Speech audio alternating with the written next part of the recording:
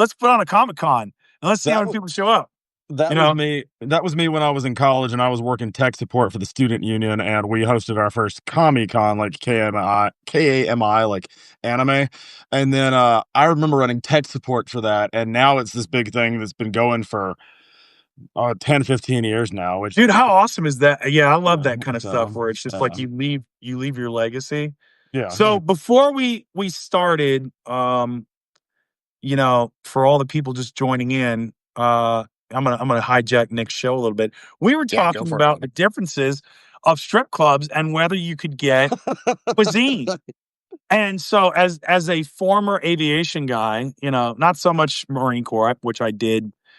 I purely did that for research. You know, I took notes when I knew I was going to become a Mhm. future writer, and I was there purely as research. I was not there for any other purpose. But one of the best prime ribs I had was in a strip club in Charlotte.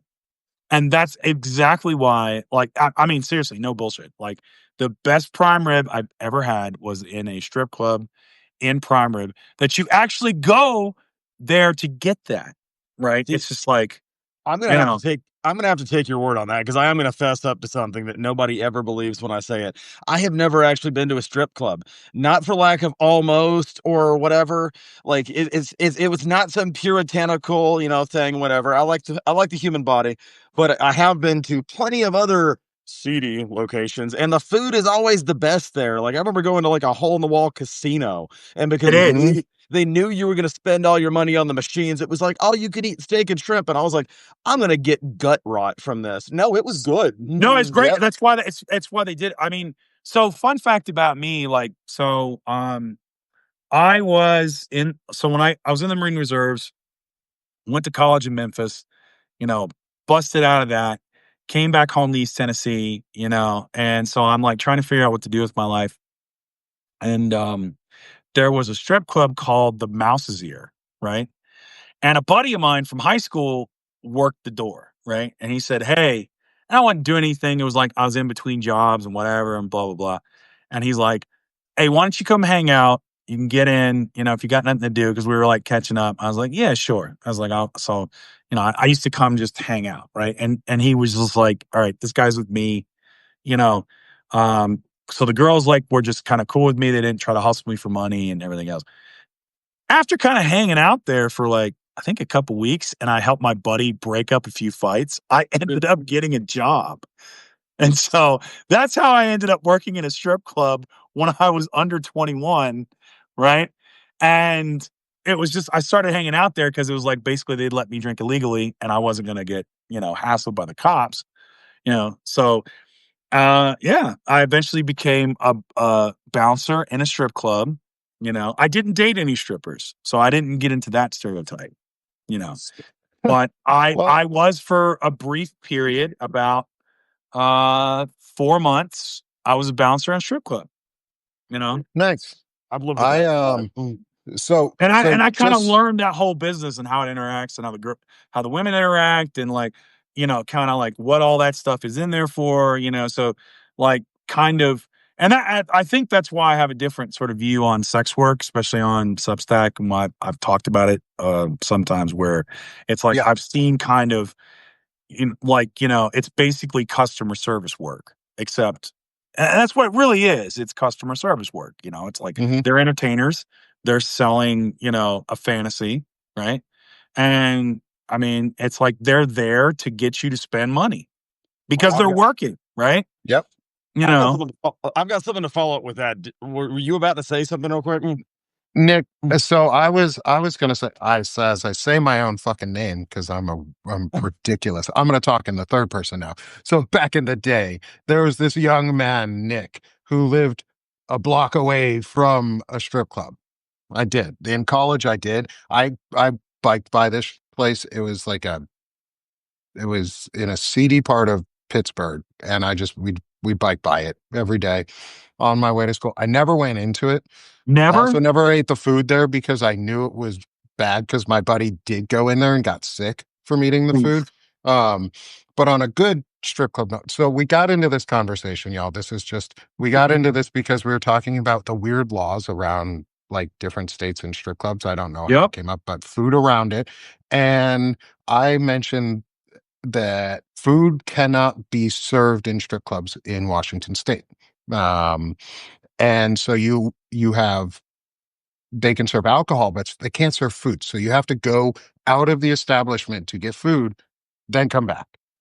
But they always had really good fucking food next door. And I went by and there was one, and I actually took my kids to this one, my wife and kids, because they had a burger joint that you drove up to, and they had they just the fries like everybody knows Five Guys, and they have pretty decent fries. Like they're not the best, but they're better than a lot of other people. Like it was like Five Guys, but like on steroids. And if you're from Washington, Dick's, or if you're from that part, the Seattle area, Tacoma area of Washington, you know about a place called Dick's, which you always leave with a bag of dicks when you I am not from when that you go. area. I know about Dick's from a Sir Mix-a-Lot song, Posse on Broadway. That's how I know And about Dick's. You and know, so Dick's is a great burger joint, and they have amazing good fries. It's like that. Um, and you just drove up. There's a strip club right next door, and we were like, huh, they can't serve food. No wonder there's this good ass fucking burger joint right next door. Um, but let's start the show, I guess technically officially. Is welcome everybody. It's the Sick of This show for another vet talk today. I wanted to bring on my friend from the army, Jacob Summers, also otherwise known as Captain America. He does some amazing cosplay as Captain. He's second to none, I guess, for America's ass, because you can't beat Chris Evans. I'll Sorry, take that brother. title. Sorry, brother. Chris Evans wins that one. Chris Evans doesn't squat as much as I do. Continue. But as you can see, this man is very, very fit. So we wanted to bring on one of my friends. He's in a different space than a lot of us are.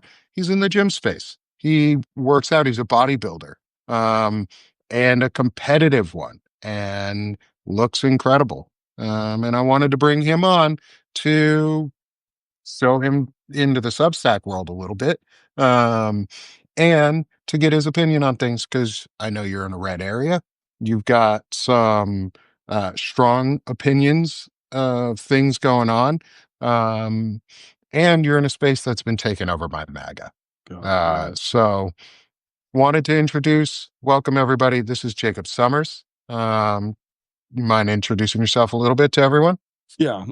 So I will only amend slightly one of the things you said. Yes, I do bodybuilding. I first and foremost, I'm more like powerlifting and strongman. I have won a couple shows in bodybuilding, but it's just one of those things where I spend so much less of my time doing that than like doing strength stuff. I don't remember if you remember my buddy Baden when we were in the army. But yeah, no, he always teases me about going back and forth on powerlifting, bodybuilding, and strongmen and Spartans are always there the whole time. So yeah, I am a gym owner in Tuscaloosa, Alabama. I actually own and run, and it's my creation. It's not a chain or anything else. But I am the only officially allied safe space gym in the state of Alabama. So we have other gyms that are allies. Don't get me wrong. We've got some great gyms, including one up in Huntsville. But they've often come down to partner with us, even including when we did something called Pull for Pride, which was an event that was a transgender deadlifting competition where they picked 5 cities in the state of, or in the United States, and they picked us because they honestly didn't believe Tuscaloosa, Alabama wanted to host a transgender powerlifting competition. So got to host that in my gym. That's fucking awesome, dude. Yeah, it was fun. And that happened the first year we were open. We were barely open 6 months, and we were able to do that. But yeah, no. So I, as you also mentioned, cosplayer. I've been a nerd my whole life, cosplaying since 2008. Been putting on costumes since I was 4. And yeah, no, I definitely live in a very, very red state. And it is definitely gotten more so in the last couple of years, and definitely the last year. Aside from that, I'm also a bartender, so there's a little bit of that overlap of conversation with bouncer and sex work that we can touch back on later if you want to. uh, selling the image, selling the product, as you were talking about. Um, Yeah, and aside from that, I could keep going, so I will shut up and whatever you want to talk about. Yeah. So, real quick, we had a question in the chat before we go any further. What is the A40 in your name stand for? The short answer is that's your fault, Nick. So, Is it?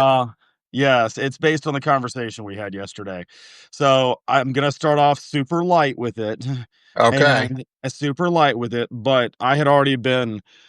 The other thing is I like reading and writing, ranging anywhere from reading books like End of Policing, which is not asking for the end of police, it's police reform and stuff Yeah. like Hmm. that, to reading, smutty romance novels. So, my wife and a couple friends got me into those. And so you can see those aren't even half the books. If I spun around and showed you the other ones, it'd make your jaw drop. We built 2 bookcases, me and a police officer buddy of mine that I played D&D with. But We got a as fourth. We need yeah, 4. We need at yeah. least 4, right? Yeah, but, He's got a beard too, Fred. I'm trying to I bring that's him in. fine. I mean, I listen. I'm willing to He's play. auditioning. He's auditioning for the I fourth, I've bearded it's the wizard. longest thing I've done in my entire life. Is role playing oh, tabletop. Hmm. I actually just started a new campaign with him where I'm the DM for it, so but, yeah, Oh, nice. I Yes, started I don't have to DM. Fantastic. oh, I'm in. it's the second or third time I've ever done it. It's been forever, but, no, I started a Patreon for my writing so that I could, like, raise money for it while I was writing a chapter at a time, release the 3rd draft to people, 1 chapter at a time, and then, I decided that since I turned 39 on Sunday, that I'm gonna spend the next year, basically writing almost 40. Like, basically, as I'm in this pivotal stage right now where I am having to figure out what I'm gonna be doing with my gym, whether or not we stay brick and mortar or go virtual, and I make some shifts and changes in my life.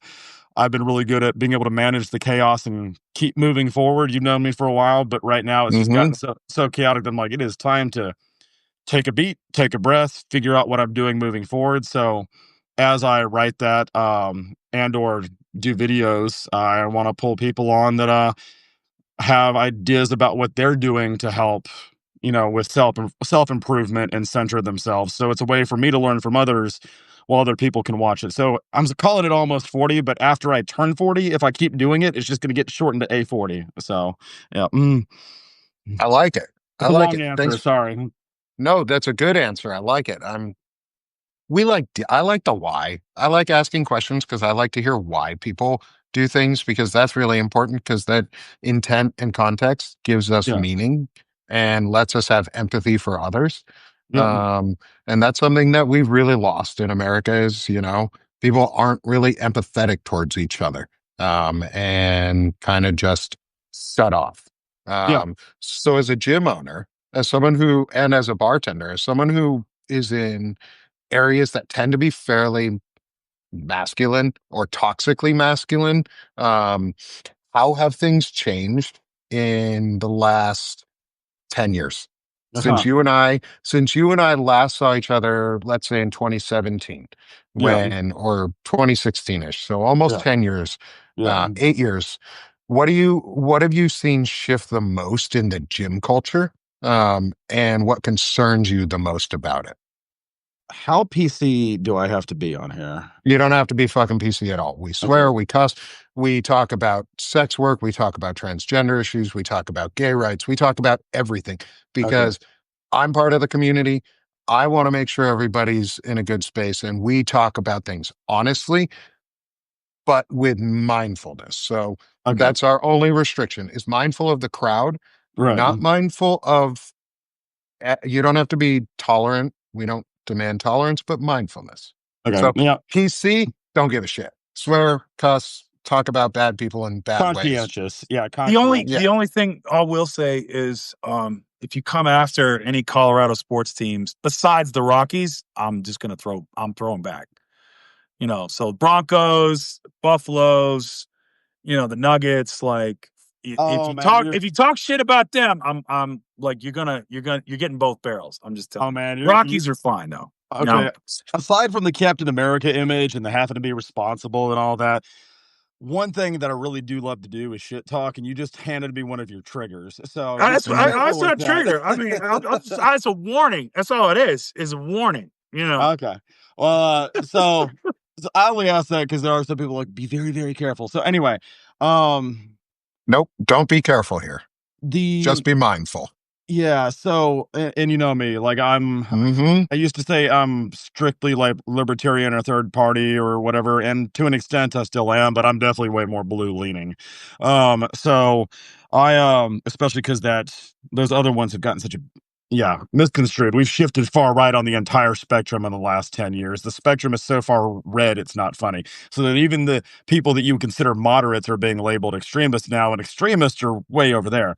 Anyway, so all of that to say is to say that with the gym, when I first started doing it in 2012, like I had started working out on my own before the army because I was originally going to go Air Force combat controller. And I passed that test, but the recruiter dragged his ass on it, and so I was like, screw it, I'm going the same branch both my parents did. I'm going to go army. Went linguist or crypto linguist. Didn't pass that high enough to keep crypto. Went into into interrogator, human intelligence collector. Top of my class, whatever. Along the way, I got so stressed out, needed a stress relief, needed something to work on that I trained for a triathlon. During that triathlon, I drowned twice.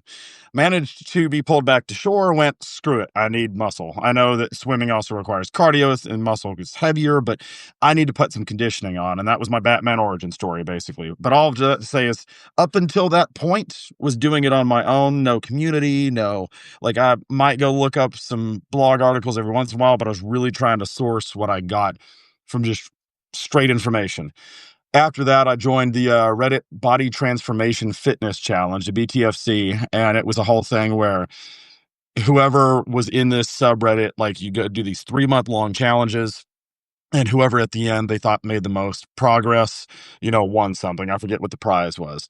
Really supportive at that point. I even joined a website called Fitocracy, which is basically Facebook meets the gamification of exercise. You could earn XP and level up. And it was around that time that basically a lot of the community was super. I'd either describe it as what I describe myself as, either center blue or blue. Um, Basically, they were just super accepting. It was consensual. There were a whole bunch of groups that were consensual. Like you could show off a little bit more if you wanted to, whatever, or you could keep it tame and PG. Like it was basically just. It was the Wild West, but it was respectful, and people were understanding of your opinions, and supportive of all body types and lifestyles, which changed my views because when I was at DLI, the language school, Hmm. it would often be joked that I was fat phobic, and I was not. But what it was I saw a whole bunch of my leaders not passing PT tests, and I was like, look, you don't have to fit a certain body image, and there are reasons for not passing some of those tests. So I get that, but the other ones who just aren't trying, like that's why I got labeled fat phobic. But it caused me being in that positive environment, surrounded by all these people with this positive headspace to begin to adjust my tone and my language and perspective. It made me a more open and receptive and perceptive individual. Hmm. Um, and that's honestly what jump started my love for this many years now, going from, if we count 2012 as the beginning, for 13 years now of being like, okay, if it was just, I tell people all the time, if it was just about fitness, just about lifting things, I might not still be doing this, but it's about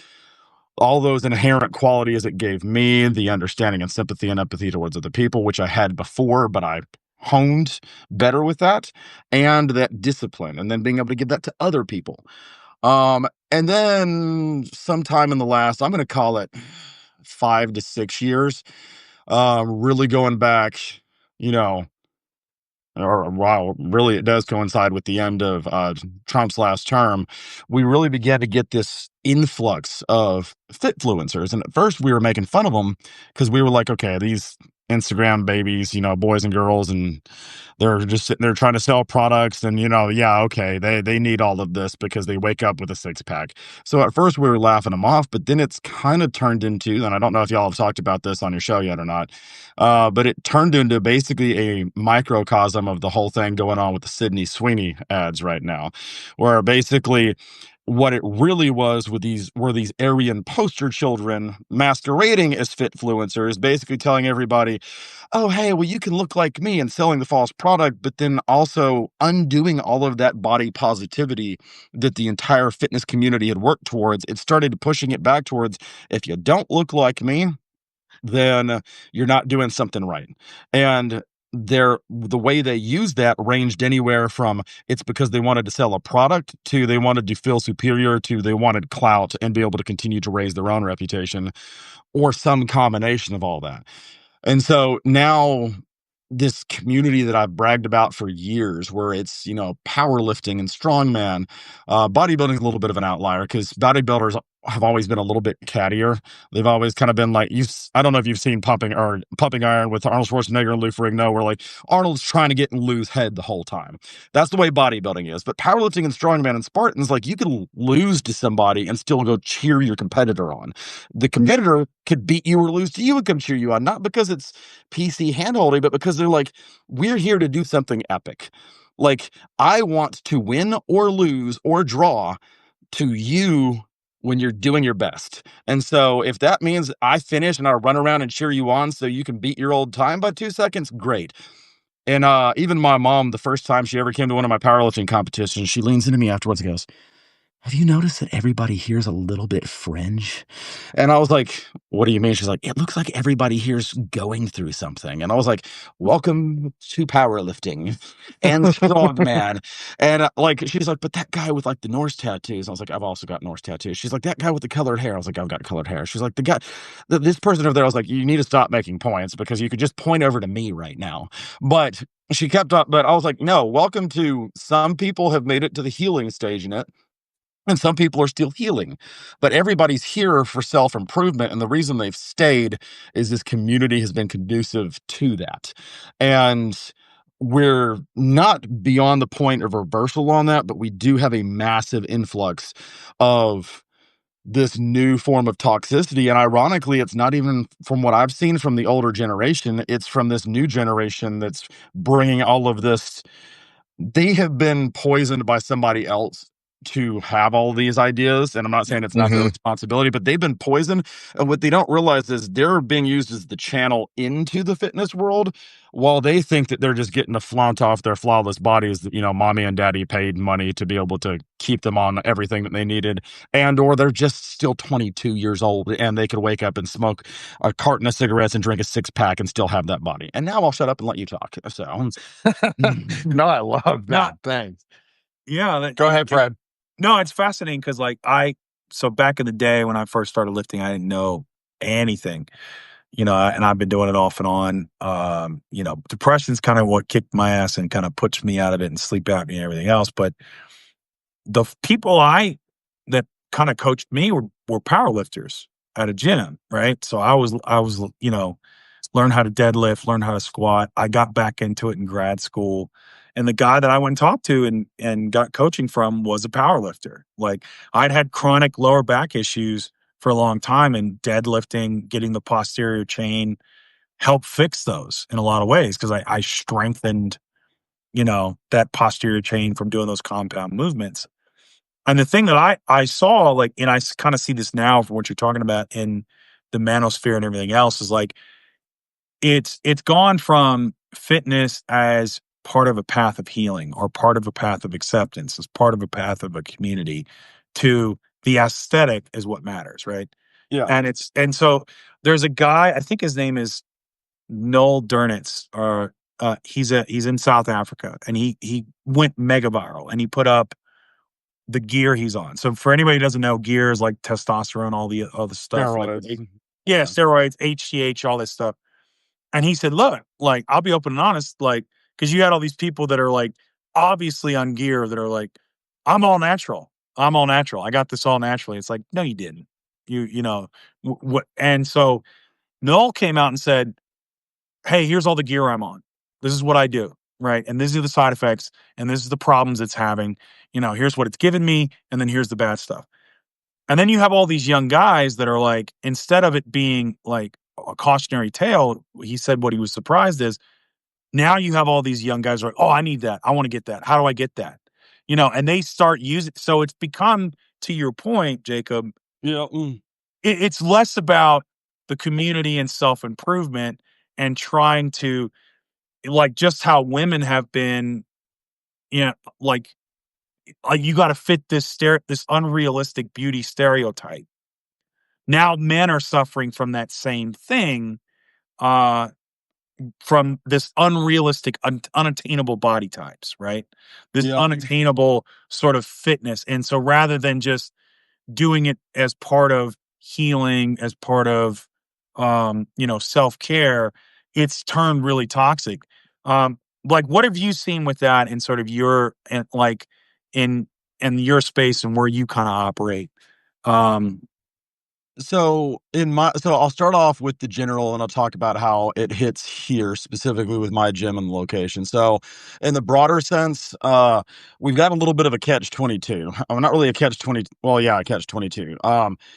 Those Andrew Tate worshipers, followers, whatever. yep. The good thing is nobody that I know online, like past the age of about 25 or in person, seems to either give a fuck about them. Cussing is allowed, right? Yeah. Yeah. Oh, Okay, cool. absolutely. I mean, we're on bets, but still. So nobody gives a fuck about them, or they give a fuck about them for about 6 months and then they're done. And Yeah. so they kind of just tune them out, except if you're younger, and that's why I say it's a catch 22. Is that the only people that's working on? Because almost everybody I know who I've been lifting with for years, and even some of the newer ones, just roll their eyes and like, yeah, whatever, that guy's a douche. But the ones that it is having an effect on are some of the younger generation, and the reason that's a catch 22 is because the future of all of this will be shaped by the younger generation, for better or worse. Like we were shaped by. Or we were shaped by the people who came before us, and then we shaped the people, but it also works the other way. That new blood shapes how this is going to look in the future. And so, really, the good thing about that is that it tends, and this is where I'll bring it to the how it's affected local. Oh, by the way, no nicotine vape. It's helping me to wean off of this. So if you see me hit this every once in a while and you're like, why is a gym owner got a vape? I had a very bad, like, not addiction, but definitely, yeah. But yes, no nicotine vape. Um, I also say that because I'm neurodivergent as hell. And if I had a stim, it would be an oral fixation going, yeah. So, That sounds about right. yeah, It's the hand to mouth thing. A lot of people have a hand to mouth, especially in the military, because yeah. we're sort of trained to have a hand to mouth Oh, effect of. and I try to replace that where I can with, Captain Hydration reputation that I've got online. Remember to hydrate and then take my shirt off and drink the water. But yeah, Ice bucket challenge yourself. I've Just got 200 videos of doing that, and somehow that earned me Captain Hydration title anyway. So, no, but the good thing about that is down here locally, people tend to isolate themselves into those pockets, which is not good because it's an echo chamber and it means that there's no room for them to experience different perspectives, but it also means they're harming or affecting less people. They're not in these mixed settings. So you either get places like Planet Fitness and Crunch where everybody's like headphones on, head down, doing their thing when there's 11,000 members, or Planet Fitness where they're like, look, we don't deal with that bullshit. Do your workout and don't fuck with anybody else. Or you get like the gyms that I've seen around here that are like, okay, well, the Andrew Tate wannabes are over in that gym. And then we've got all of my super fruity misfits in my gym to lifting 600 pounds while wearing a tank top that says Gym Daddy on it.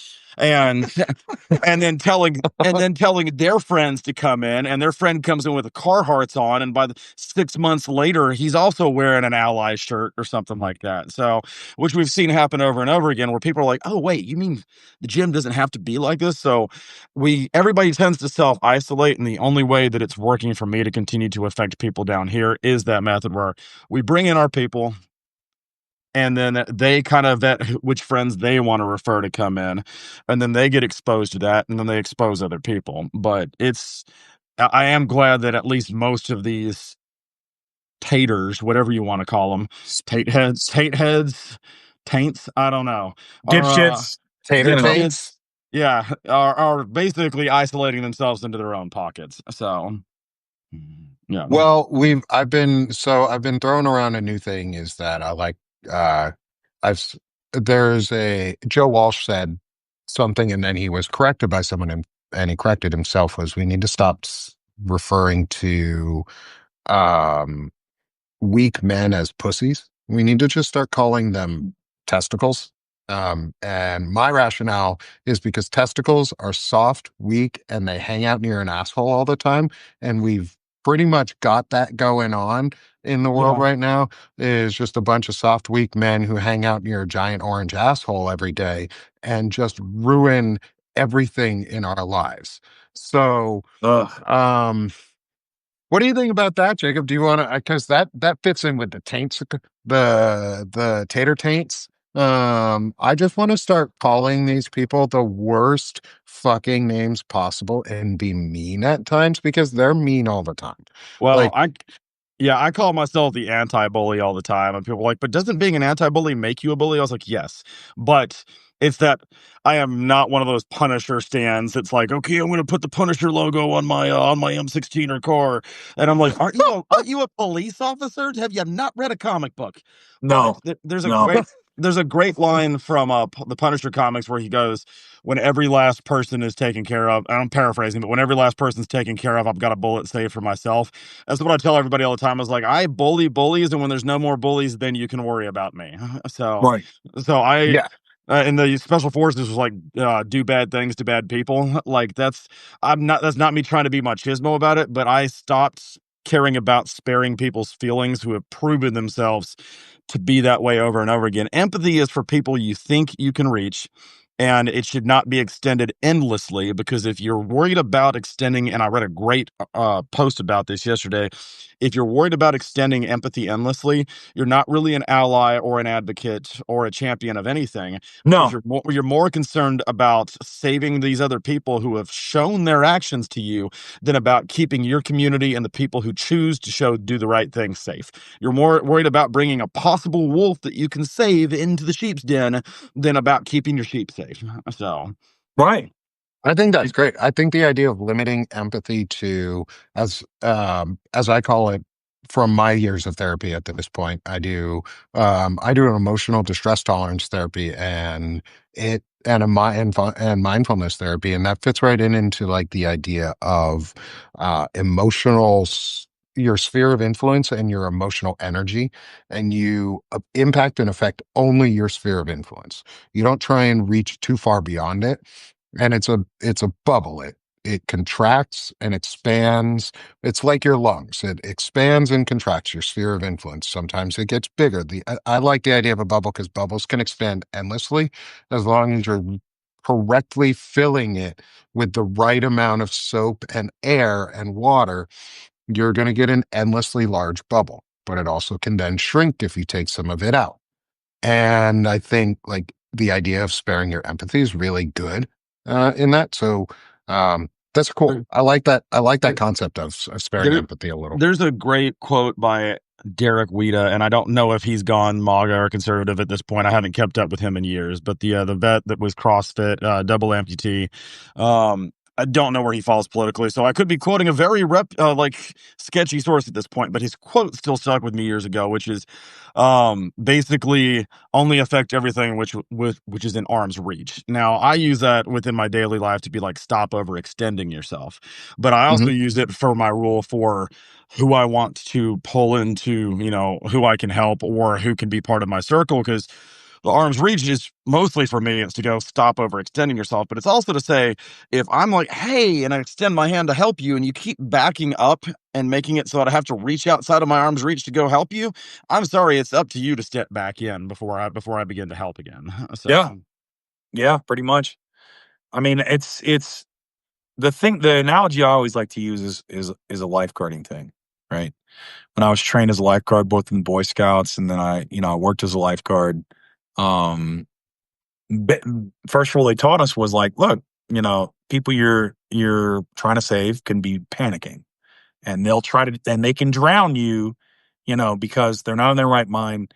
They're going to push you under. They're going to try to climb on top of you, and they could drown you. So you have to push them away, right? Until they either tire it out, you can help them, or you have to mentally prepare yourself that you're not going to be able to save these people. because the last thing you want to do is also become a drowning victim and then someone has to save you both, Yep. right? Or you both die.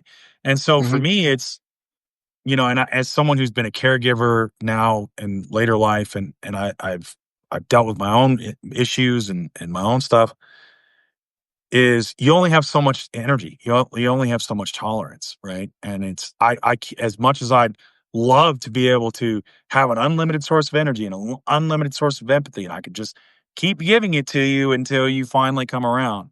Yeah. It's like People will take I as much can't. energy as you give them. Yeah.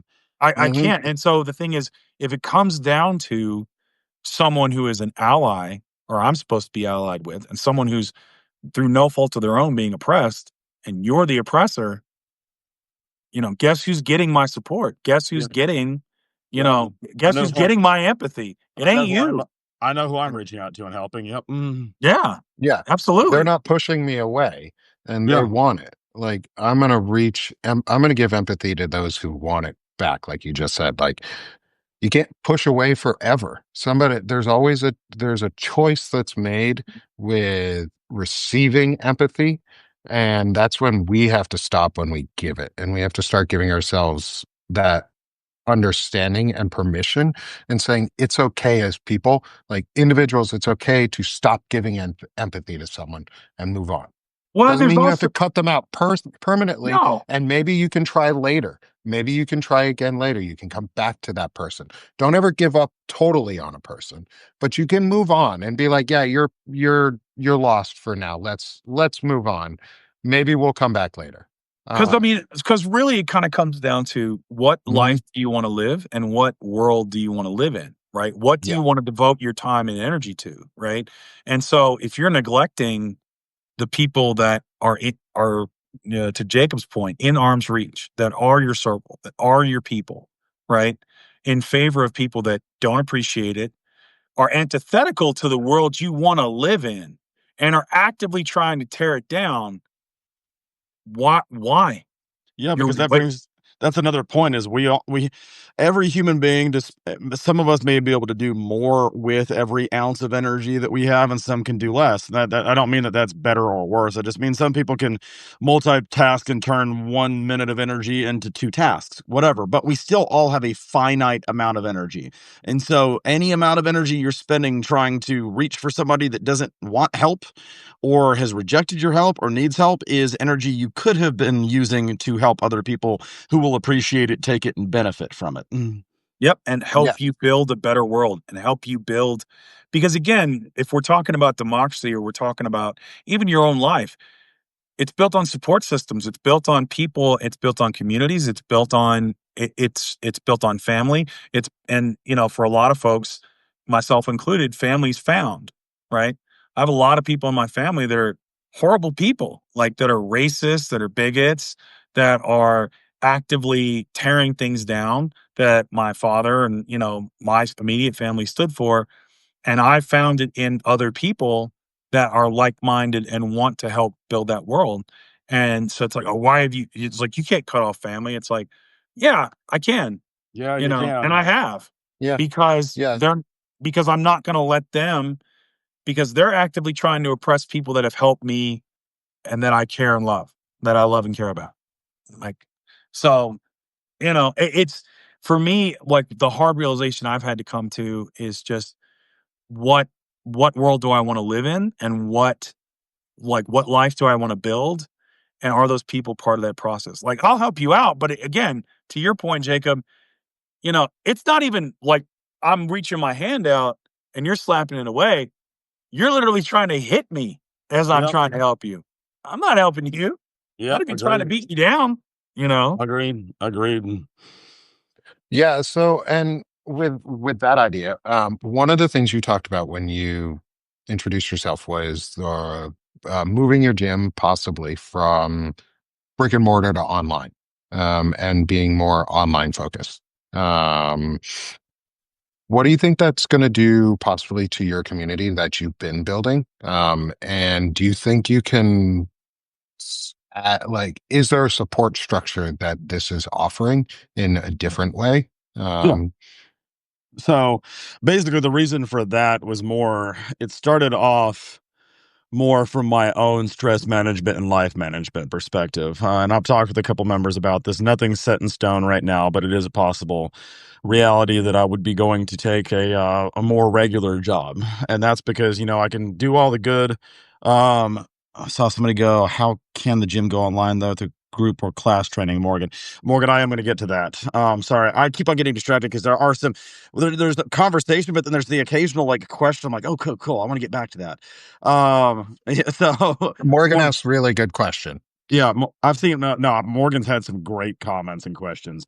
So it's basically, I'll make that part short, is that I am looking into doing that right now, going to do something that allows me to provide for me and my wife, because I can do all the good at the end of the day, but as one of my really like empathetic and advocate friends has said, you got to take care of you, and then you got to take care of the people you want to help, and then anybody else, whatever. And it's the same example as put on your oxygen mask before you put on your kids in the airplane type of thing. And Yep. so my wife's been very understanding. And I end up confusing a lot of people when I say wife. I usually say partner because I'm known for being bi or pan, and people are like, "Wait, what?" And I was like, "Yes, you can be pan and married to an opposite sex partner." Um, what was it in the army? I used Somebody called me it all the time. They said, "You are the most flamboyant straight man I've ever met." And I was like, little did they know they were more Little correct than did than they thought. Took me a couple more years to realize it. But she's been very accepting, supportive. She's supported my dream, been part of it, taught Zumba, all that. But we're both to the point where we're like, would like to have, two salaries in the house, benefits, all that. We can still do this. So what we've looked at with the gym is, honestly, it comes down to numbers. I'm going to be able to do more good online than I can do in person. And the reason for that is right now I still have online people. I've been doing that the whole time. It started off online, then we went brick and mortar while I had online, and I still have online. But with going that way, there's actually a gym it's called like the Queer Gym that's on TikTok, that basically said the reason that we chose to never have a brick and mortar is we could help more people this way, and it didn't put a target on people in a location. And while I don't necessarily buy into the it puts a target on your back, Yeah. on their backs thing, people still deserve a space. It allows me to, if I go get this job, then I can continue to provide the programming online, and reach people all around the country. As it is, I already have people around the country, and then any of our members who have had to move continue to stay with us through online training. They use our app, and then that way I can devote more of my time to the nuts and bolts of, okay, I've been spending an hour coaching this one person, which I like, but even Yeah. that gets old after a while. You do your job well enough as a trainer, you basically coach yourself out of a job. You're basically there for accountability, babysitting at that point. You've taught them how to do it so well that you're literally just sitting there making sure they do it. And so whereas that hour could be spent with me going through people's programs, answering questions, adjusting calorie and nutrition and everything, and then it really is just up to them to use. I've got an app that's got videos and programs and groups and nutrition calculators, something that's MyFitnessPal but on steroids, Mhm. not literal steroids for the record. um, Not that I'm against those, as long as you're ethical about it, whatever. But basically, it has everything in there, and so they just have to follow it.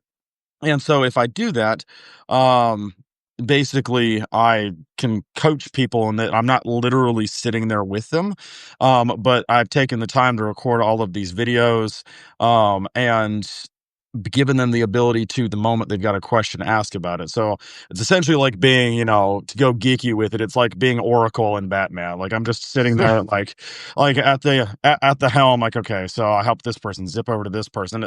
It's basically a larger version of when I'm doing small group training in my gym, where Yeah. I'm much more efficient when I am coaching 8 people at a time, because it satisfies my ability, my ADHD-ness, to be able to go, okay, I can help with this squat. Now I'm moving over to help somebody with this curl, as opposed to watching the one person do the same 5 exercises 3 to 4 times in a row for 45 minutes.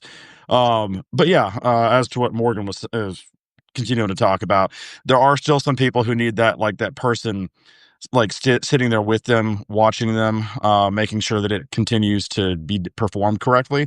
And for those people, I would recommend an in-person coach, or we might provide the option that we put you on, Skype or Zoom, and you can do it, while we're watching on video. Now, obviously, there's hindrances to that if you were at a public gym, but in which case I go back to yeah, you would still need an in-person trainer. But Mhm. for the other 95, 98% of people, I'm going to be able to reach more people that way. Still keep that community because we have all these Facebook groups and the groups in the app and the group me's, and we've got, sell the merch. It's still a community.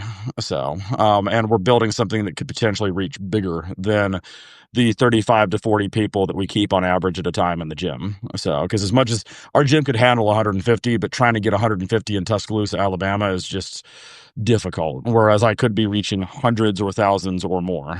So, Yeah. not that I have any delusions of grandeur that'll go that way immediately. The first step is just go in there and then helping one person at a time. And again, Yeah. geeky, like from Justice League, where Batman looks at Flash and goes, one person at a time. As has Like, always been our objective. you never know. Like Joey Swole's kind of, messing Yeah, up. he's out now. Yeah, he's messing up a little bit there. So there's room, Yeah. So Well, it's that Sydney Sweeney effect, I guess. People are they're taking the pill and diving deep down the hole because they think it's where it's at. But I think I think conversations like this are good because it gives us it opens space for less people are in. Like most of if you think about it nowadays, most masculine male culture is dominated by that ugly fake bullshit that what we could see replaced by is Jacob on a screen, like giving Yeah. you positive coaching advice and like Is things that that are actually like building you and beneficial to you. And I want to encourage you to continue doing it rather than tearing you down like they do right now. And I because think that's something we need to change.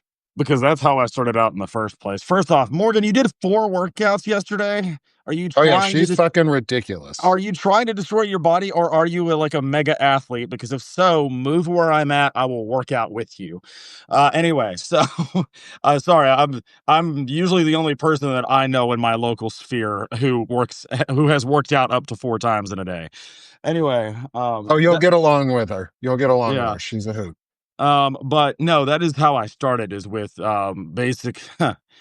I mean, I started off in the last year of the Army studying for my personal trainer certification and then getting out and doing it. But what really kickstarted it was after my youngest brother died. One of my friends gave me the piece of advice: no, just body weight, LOL, and baby hand weights. That's still a workout. You know that. Don't try to talk around it. Anyway, so You him. could give her shit. Give her Okay. shit. yeah, Okay. yeah, Morgan Her. deserves it. Oh, I'm going to give her shit.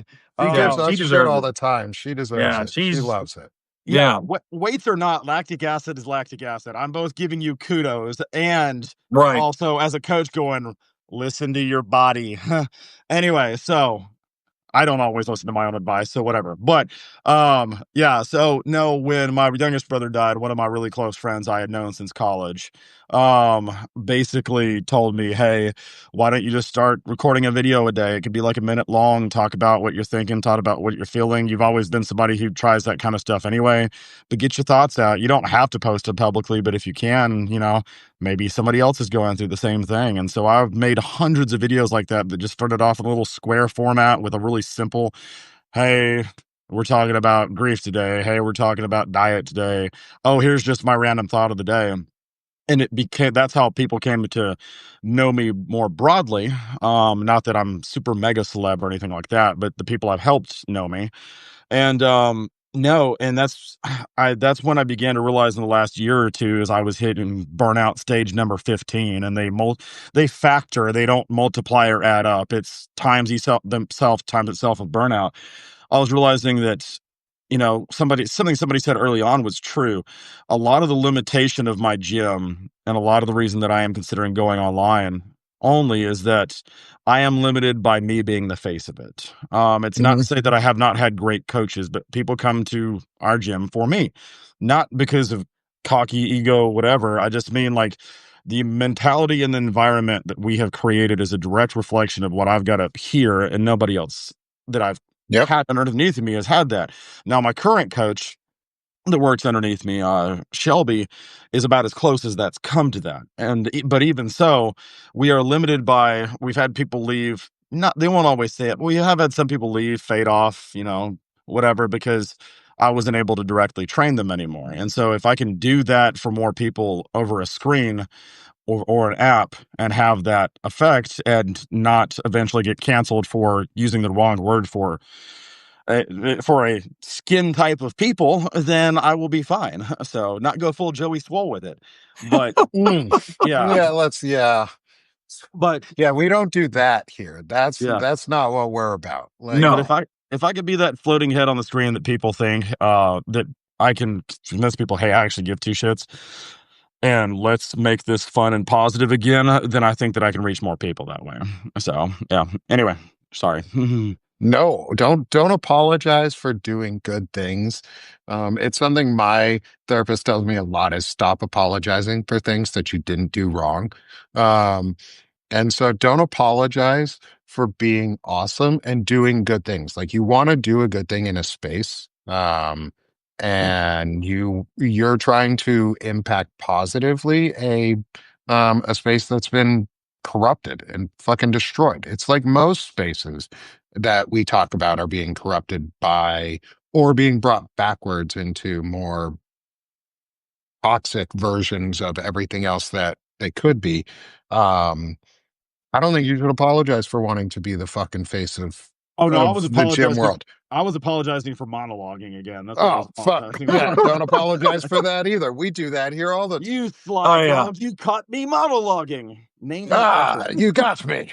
See, that's why. See, we get an evil villain in here, and he's pretending to be this good guy. As long as we don't bring along the Andrew Tate, new Andrew Tate of the world, that's all I care about. Nah, I got my brother here because it's chick. I'm definitely the anti-Andrew Tate. Yeah, no. Yeah. Good. So that's because, the thing is in all of this is we're trying to make space, we're making space for a community. And we're in a really cool time right now, we're in a really dangerous time, but we're in a really interesting time or a unique time because we're in a space where there's a lot of access to technology and we're finally figuring out how to use it right and like actually teach and educate people and get out there. And Substack has been a help for that. Obviously an immense help to be able to get like podcasts and things like this started. But I think it's the trope. It's a funny trope, and my wife says it to me sometimes, and she says it jokingly now is stop giving men microphones and stop giving white men microphones. But I was like, you know what? I'm gonna give myself a microphone. And I fucking did.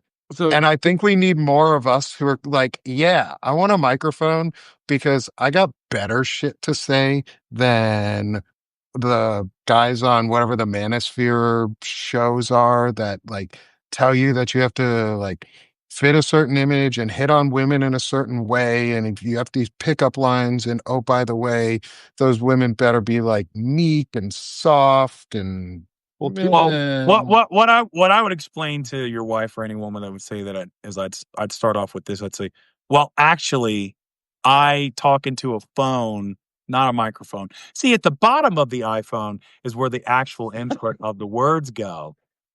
Oh man, I would mansplain the hell out of that. Mansplain the fuck out of it. I sometimes do that completely tongue in cheek, ironically, and my wife will be like, "No, you're not right now," and I'll be like, "No, I'm never gonna make a sandwich joke. I am gonna make I'm joking kind of thing about the mansplaining thing," and they'll be like, "She's like, I'm gonna kick you in the balls." I was like, "Is it a promise or a threat?" I got to do it every once in a while, man. The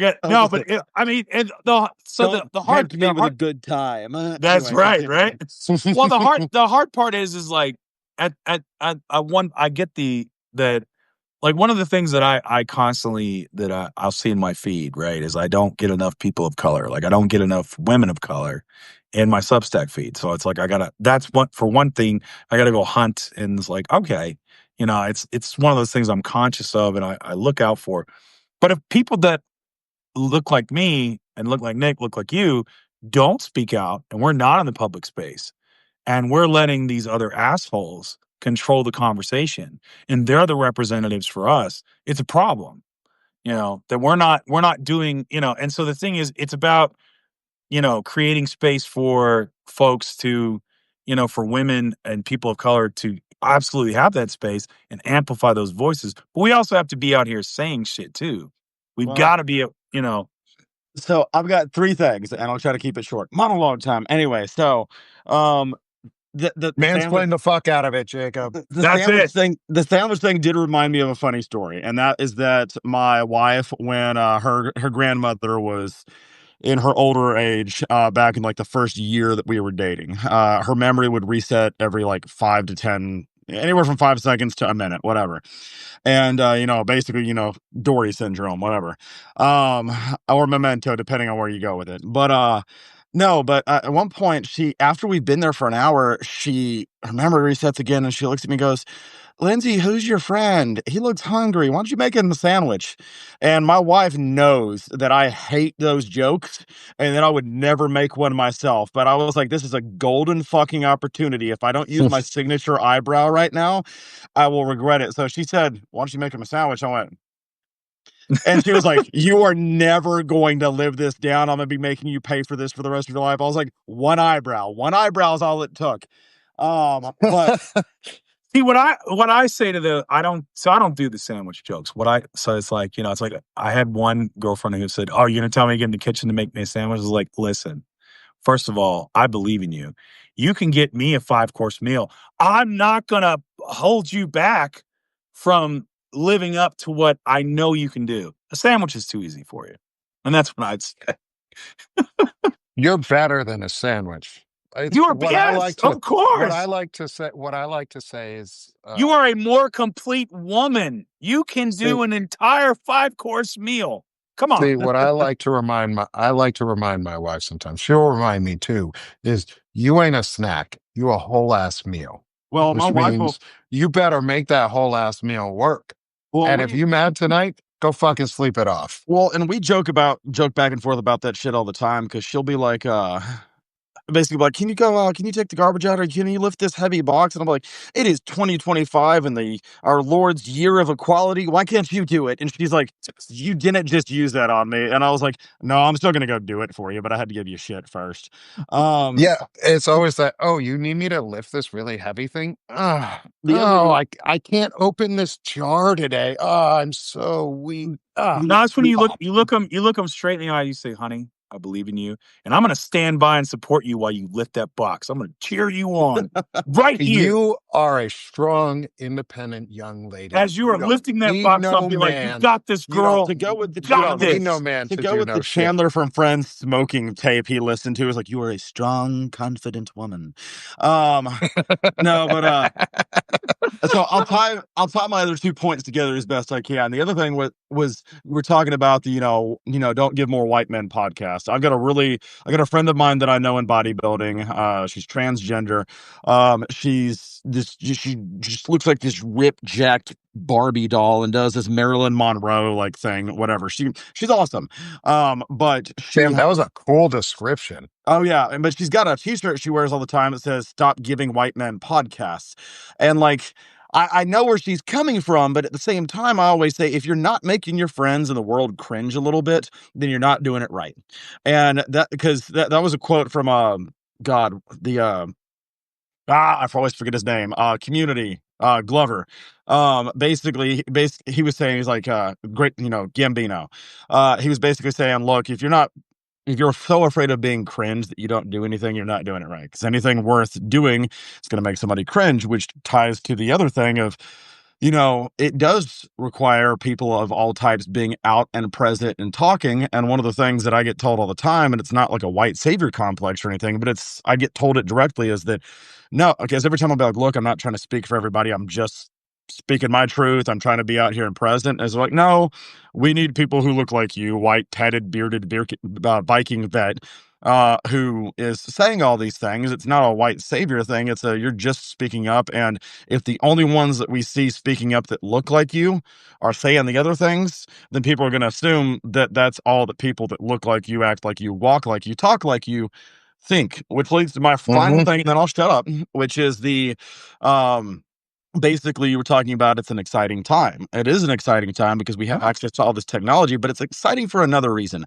As much as things suck right now, as much terrible and horrible and evil things are happening, and I constantly just stress the fuck out about it, even when I'm trying to turn it off in my head, it also has led to the potential, the ability, the possibility, the hope for there being people who rise up to meet that. So you cannot have an age of villains without an age of heroes, and that's not meant to go put on your cape and spandex, although try stopping me.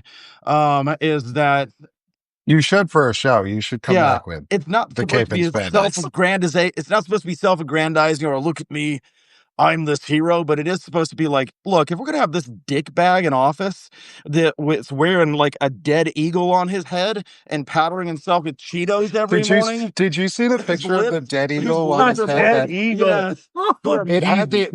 It had the Epstein files. Oh, yeah. Combed into his comb over. I saw it. Yeah, this I saw morning. that. I was like, oh my Whose god, lips are more puffed up than Kim Kardashian, who talks like a fucking Muppet, out there making everybody's lives worse every single day, or at least. And when he's not actively doing it, he's making you think that he's doing it so he can do this shit over there. And then he's encouraged these people to do the same. Then I don't give two shits if I look corny, cringy, and self-aggrandizing, as I'm just trying to go do the right fucking thing. And now you can't fucking stop me because you just gave me a Nazi to punch, and I'm ready to do that because Indiana Jones and Marvel Comics have taught me for years that that's what we're supposed to do. We punch Nazis. That's what we do. I will make sure that they're a Nazi first and not just a motorcyclist. But if they're an actual Nazi, then no, I'm going to kick him in the goddamn balls. That's exactly. And here's we need to bring that back. And that's the thing. And listen, on a white man podcast and me being a white man, I'll say this. I'll paraphrase Ric Flair. I can't help it. If I can talk good, if I can freaking have awesome opinions, if I can freaking podcast all night long, I can't help it. So that's why I'm here. I can deadlift 628 pounds, put almost 300 over my head, bench press almost 4, and squat over 5. I have looked it up. The weight of an unloaded mid-sized motorcycle is 565 pounds. And I know I can squat that, deadlift that, and I'm working on bench pressing it. Do you think I do that just to say that I can be Captain America, or because I want to know that if two Nazi MAGA fucks come charging at me, that I can grab them and throw them. and while I can't do that, I can sure make it interesting talking about it. You know? Oh yeah, and that's what I do. Well, I can bench press maybe 125 right now, and I do know how to throw a knife. Like, come on, come at me, MAGA. Like, there's a reason I have fucking throwing knives in my office, and it ain't for show. Because come at my door, motherfucker.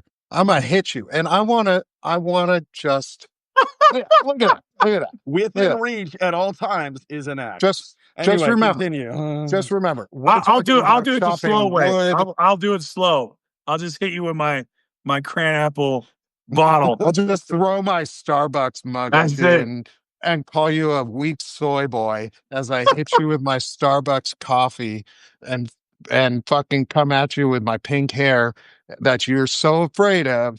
And we need more of this. Like, being courageous in a time of the internet is as simple as starting a podcast. Like, seriously, that's all it really takes right now. Is they're giving us the tools to out talk them. We're being given the tools to do better than they are. And guess what? Just like everything else in life, MAGA and fundamentalists make everything fucking suck and boring. The rest of us make it so much more fun. And being vocal, visible, and present is one of the things that, God, I hate that I'm going to quote this person. Oh, but she used to not be so horrible. J.K. Rowling, before she went full transphobic, used to be, or at least pretended to be, online, somebody would come after people and she'd go after them like positively, like basically they'd be the dick bag and she'd be the good guy. And when somebody was like, why do you even bother replying to them, she said, because we need to be visible too. Basically, we need to be present. Like we could ignore them, but then the only people who are talking are the bullies, the assholes, and the dick bags. And so Yep. that was the lesson. I was like, okay, well, I don't have to like, it's not my trust to be like me here, me save you every time. But at the same Yeah. time, like it's our job to be vocal, visible, and present because people don't need to think that the only ones that are out there are the assholes simply because they're the only ones talking or they're the ones talking the loudest. So, Yeah, Yeah. like, and that's the thing. I don't want to save anybody. I'm not here to save you. I'm not here to save other people. That's not what I'm here to talk about my issues or things that I want to talk about and maybe hopefully influence some people. And like Yeah. that's all I want to do is I want to make other people think just a little bit harder, ask some questions and go, "Hey, yo, we might be able to do things a little different." And sometimes it takes and it's that common thread where women say it all the time, people of color say it all the time, is it's your responsibility for the people that look like you or who are very similar to you to call them out. It is oh, not yeah. their responsibility. It's my responsibility as someone who looks and passes white and is white to call out other people who look and pass as white and straight and what I have. Like it's my Yep. job. It's not my wife's job to call out men. Yeah, it's rewarding to watch my wife do that and fucking own some dude and fucking crush his world with facts and logic and make him look tiny and weak and insignificant. But it's not her job to do that. It's fun to watch her, but it's my job to do things like that. Not because I'm protecting her from it, because she can do it herself, but because it's my job to influence men that look like me and provide men that look like us or other just men in general, positive examples of what it can mean to still bullshit and talk. Like we talked about women during this whole thing. We started out this conversation talking about strip clubs and food, but Yeah. we didn't talk derogatory about anyone in any of this situation. We didn't talk down about the people who worked at strip clubs. They're sex workers. That's their job. They do customer service. They serve customers and they're really good at their jobs. And we just look down on them because they do a service that most people find gross, which it's not. It's just fucking normal. Yeah. Um, And I mean, l- yeah, like go for it. and so like we've got to just put ourselves out there and be the example and be willing to make mistakes. Like I'm willing to get told that what I said is wrong. I'm willing Yeah. to be told that what I said might not have the right meaning behind it and that I should fix what I'm saying or figure out how to say it in a different way that doesn't hurt people. And that's what I'm going to do. And all it takes is a little empathy for the people you care about, but not the ones who are unchangeable. Fred, Drugs. take it. I'm on No, land. yeah. I mean, it's, for me, it's like, it's just really simple. It's like I'm trying to leave the world a little bit better than when I came into it. And that's it. Whatever time I've got on this here, like it's not about a legacy. It's not about being remembered. It's not about anything so vainglorious. It's just while I'm here, just trying to leave it a little better than where it was. And that's it. Because Yeah. honestly, like what matters is the people that you're interacting with today, your family, your friends, these conversations, and that's why you write. That's why you do these things. It's what do you have to say? What do you have to say about the world you find yourself in? And I mean, the thing about it is like is you to me you live a deeper and richer life by expressing who you are, by expressing Hmm. yourself, right? Yeah. By putting that out there. You get more out of it by like, there's stuff that I'd rather not write about or rather talk about or like, I like my, I feel like at times my online identity is a freaking mess, because my life's a mess, you know, Hmm. because I'm a human being. My life as a human being it's a mess. I was talking to my sister the other day.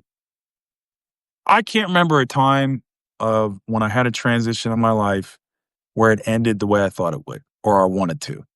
They ended, some good, some better, some good, a lot bad, but they ended and I moved on, Mhm. you know, and it's always messy. And so is helping people. And so is, so is being present in the world. So is growth, we got Jacob here who's, an athlete and we've all trained, we've all done this is like literally building muscle is you're damaging your body so then it can repair itself to accept more trauma, Mhm. right? That's all muscle growth is. Which has been the It's your story of my life psychologically too, so I get where you're coming from. Yep. Yeah. You are conditioning your body to handle more trauma, to give it fuel to repair itself, to handle more trauma. And Yikes. that's it. And I mean it's so it's some yeah, I mean Yeah, I And to wrap things up a little bit, because we're a little bit past the hour, and I want to make sure we respect time. And we've been going for a while, back and forth on different things, not just this vet talk, but our sounds like previous vet talks. you need to I, bring me back on soon. yeah, Yeah. sounds like Jacob's coming back on again here soon. Um, you may be seeing you'll hear from me. Don't worry, brother. You know what we need Um, to have if we bring Jacob back? I want part of this vet talk. I want a shit talk 10. I want to give us 10 minutes to talk shit about a specific topic because that is what's missing from my life. Is like okay. I do not have enough things to talk shit about because I love talking Yes. shit. It's one of my favorite And things to do. Oh man, You yeah, know, if we have a TED shit talk, then oh man, we'll have a master class. I'm okay. yeah, we need to have like we need to have like it's like it's time for the shit talk 10. Let's go. What's the topic? And it's just like boom. Are the Denver Broncos the greatest sports franchise to ever do it? Yes, no. or No, The absolutely yes. answer is no. The No, no. answer those are is the no. only two. No, the choice is yes and absolutely yes.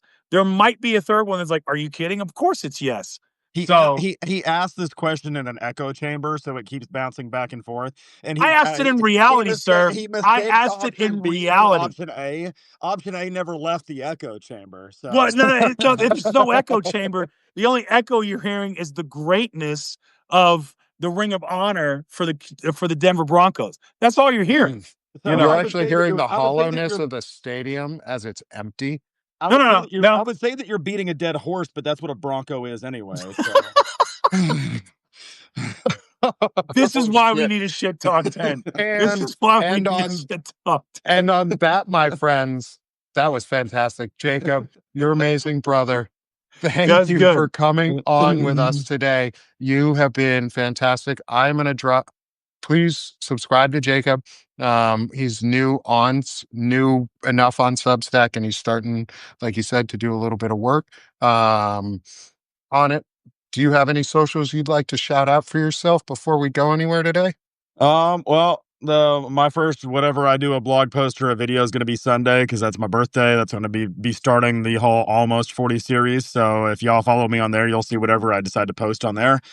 Other than that, easily enough, you can find me as some form of Captain Valhalla on just about everything else because it's the fusion of my Cap and my Viking personality. So if you wherever you go looking for Captain Valhalla, I'll probably be there, and I'll probably be shirtless telling you to drink water. So, Hey, that's the way to do it. That's how you get people to drink water. oh, And with it's that, worked. oh, I bet it has. And you also threaten them when you're just like, you drink your fucking water, man. Just get the neck. Drink your water. Drink it. We should just have like we should have like a murder show where we just do like crazy like nutcase voices and faces. Oh, I can do Um, crazy eyes any, real well because it's not an act. Anyway. anyways, y'all, as we always end it, thank you everyone for coming. Jacob, thank you for being here with us. Thank you everyone in the chat. We love all the comments. We love the interaction. And let's stop being sick of this shit and let's start doing this shit. I'll see y'all again. Thanks Thanks, again. everyone.